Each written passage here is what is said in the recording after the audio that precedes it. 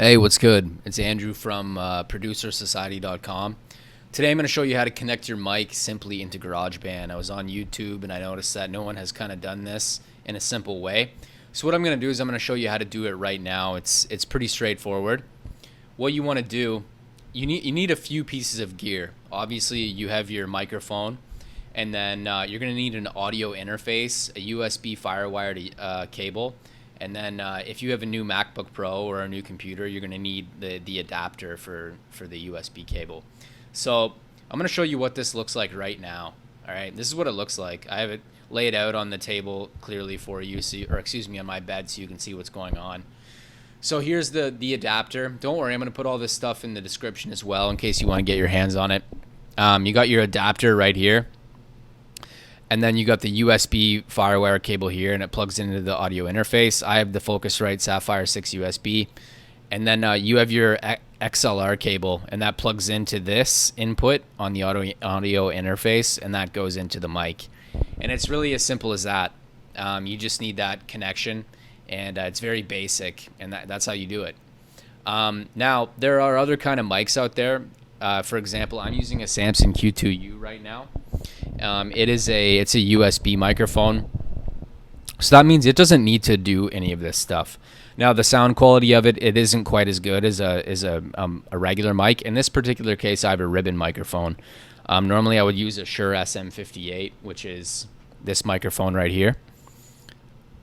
But the Samson Q2U is great for recording YouTube videos quickly because then I don't have to plug in all this stuff, right? However, if I was going to record vocals, I would use an audio interface. But anyway, so that's how you do this. If you want to plug in your Samson Q2U or a USB microphone, then you just do this. You have your adapter right here, then the cable goes into the adapter and the cable into the mic, and it's as simple as that.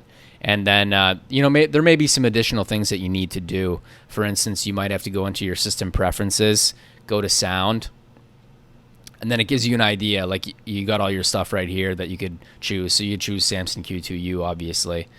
So to get GarageBand to recognize it, that's a fairly straightforward process as well. So I'm going to load that up for you right now. So if let's say I'm gonna open a new track, audio like that, avoid feedback, choose audio device. So here's the input. So now I got my Samson, right? So I'm gonna go Samson Q2U. That is the microphone I'm using, and then the speakers, the regular speakers. And then so you can see that it's picking up on the signal right now. So let's actually record it just for fun. So right now I'm talking into the mic. You can see the GarageBand is recording it. Now it's also playing the song as well. You can hear that in the background. But anyway, so let's crank that way up so you can hear it. So right now I'm talking into the mic. You can see the GarageBand is recording it. So, and this is the Samson Q2U, right? This is the USB microphone. I have to turn that off because it's monitoring. In the case that you're using the other connection with the audio interface connection, you would just have to go into your preferences, and then you would just go to input, and then you would select your interface, your audio interface as the input. So instead of saying Samson Q2U, it would say Focusrite Scarlett 2i2, or it would say whatever interface it is that you're using. But that's pretty much it, man. That's how you do it. That's how it's done. Now, obviously, you can get other gear that it's going to make your setup a lot more convenient. So, for instance, you'd have like a mic stand, and then you have a desk where you put your audio interface. This is just I just laid it out for you like this so you could see how simple it is to hook everything up. Ideally, you want to have a setup where you don't have to move this stuff around. I'm in a studio apartment these days, so it's like every time I want to do something, I have to get out all of my gear and hook it back up again. But ideally you want a desk so you can just put this stuff down and you don't have to move it ever again. You feel me?